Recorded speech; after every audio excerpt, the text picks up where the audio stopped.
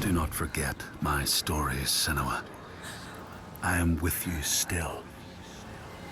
Out of hell you have come, and now find yourself in Midgard, the world of men. Do not think it any less dangerous for that. Your path has taken you far from home, across the boundless sea, and you must go on to the heart of this place, to the heart of man. You have seen how the Northmen journey out to conquer, and this is one of their lands, as icy dark as Niflheim, yet as fiery as Muspel. It has not long been claimed, and they try still to tame it.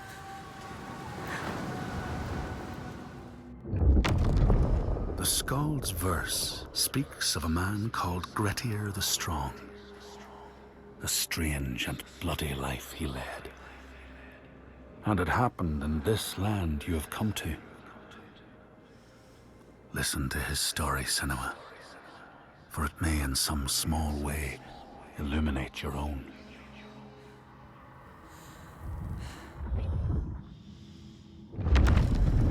The Skalds say that in Grettir's time, a nearby farm was plagued by hauntings. A shepherd called Glamour was killed by some evil force, found dead in the snow, bloated and black. His body could not be taken to burial because he was held fast to the ground. So it was left. 3 days after his death, the body was missing.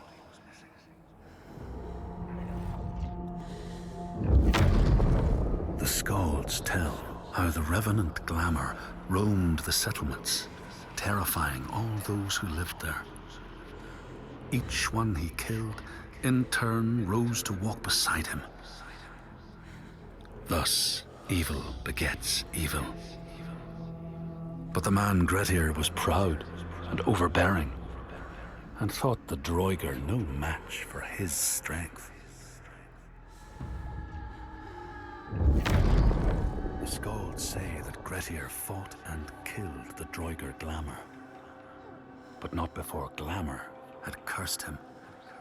His strength would be turned against him, his deeds bring death and exile, and he would be always before Grettir's eyes, making him afraid to be alone.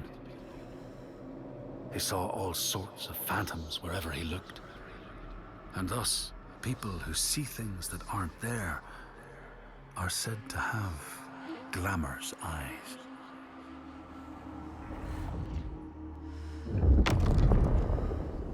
The Skalds tell how in the time of Grettir's kinsman Thorgrim, there was a terrible famine. No crops could be grown, and the fish fled the nets. It lasted years, and the people were desperate.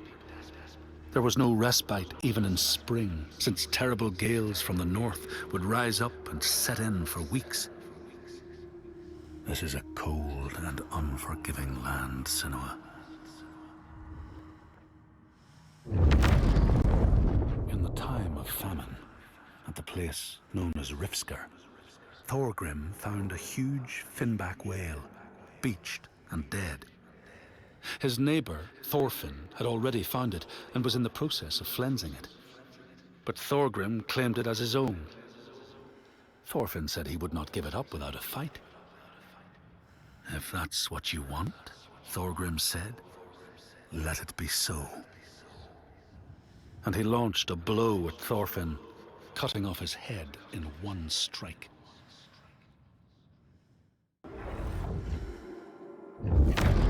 The Skalds say that the neighbors fought, armed only with the knives and axes they had brought to cut up the whale, even picking out the whale ribs to beat down their enemies.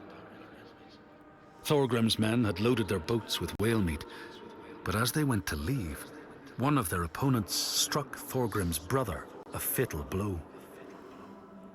And this is how hunger fates desperate men to come to blows, striking out against one another to survive.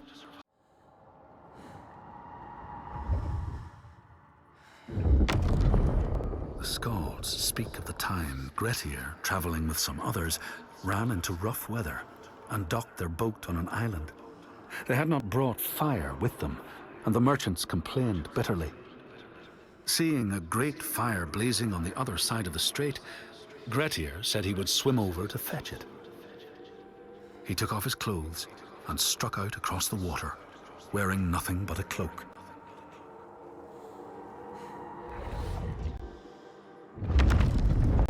When Grettir came to the farm where the fire was burning, all was peaceful. By the time he reached them, his cloak was frozen stiff, and he looked like nothing more than some huge troll.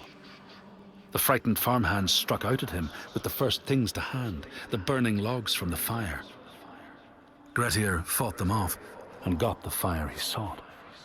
But the sparks from the logs spread fire all over the house, and nobody survived the blaze. The Skalds say that Grettir swam back across the strait, keeping the fire safe from the water. His friends applauded Grettir's bravery, but when word spread about the massacre at the farm, people took against Grettir. Nobody wanted anything to do with him, and when the news reached the Althing in the summer, Grettir was pronounced an outlaw. All doors would hence be shut to him.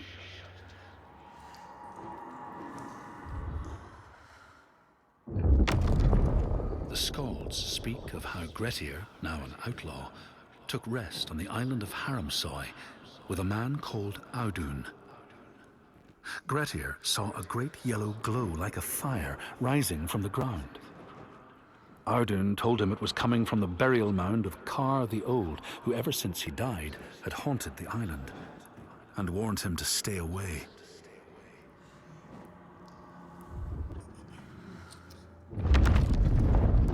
The Skalds say Grettir wanted the sword that was buried in Kar's howe, and would not be deterred from seeking it. He broke the mound open and started digging until he reached the timber props. By this time it was night. Audun warned him again not to continue, but Grettir threw down a rope and went inside the mound. No light penetrated it, and it reeked of death. But he persisted in exploring.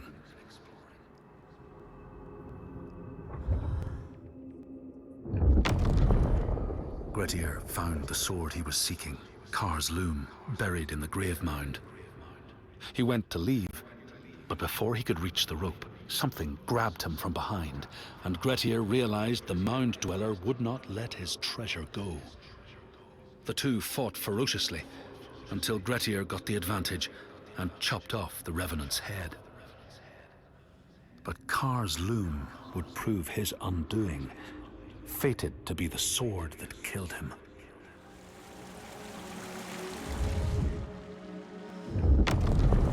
The Skald's verse tells how Grettir made many enemies with his proud and overbearing nature. Always quick to anger, his strength and fighting prowess meant that even the most trivial of quarrels met a fatal end. The kinsmen of those he killed or maimed were angry, and because he was an outlaw, no one was allowed to help him.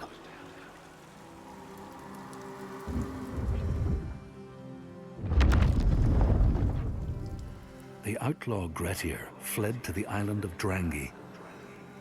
His enemies knew he was there, but he was still so strong and fierce, nobody could shift him. Thorbjorn, first among his foe, sent his foster mother to see Grettir. She was a Seithkona and very wily. She enchanted a tree branch and sent it to wash up on Drangi. Grettir tried to cut it up for firewood, but his axe flew back and struck him in the leg. The wound blackened and festered, and Grettir feared his time was close.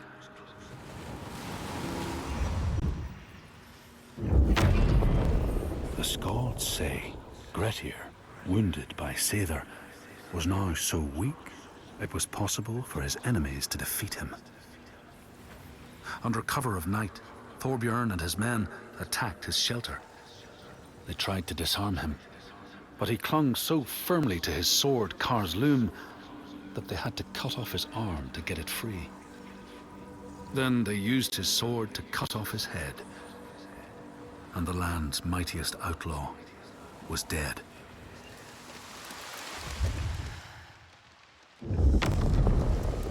As the Droigar glamour had predicted, all Gretir's brave and fine deeds brought him misery.